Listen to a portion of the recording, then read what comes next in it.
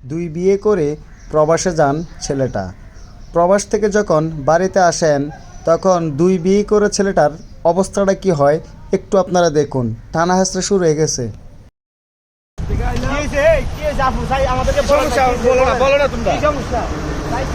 কাউকে কোনো খবর না দিয়ে হুট করে চলে আসলো।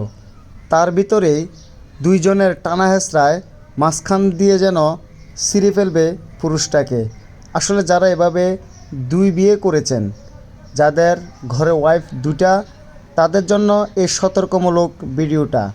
সবাই ভিডিওটা দেখবেন, লাইক কমেন্ট শেয়ার করবেন, কারণ এরকম ঘটনা অহরহ হয়ে থাকে। কারণ মান সম্মান সবারই আছে।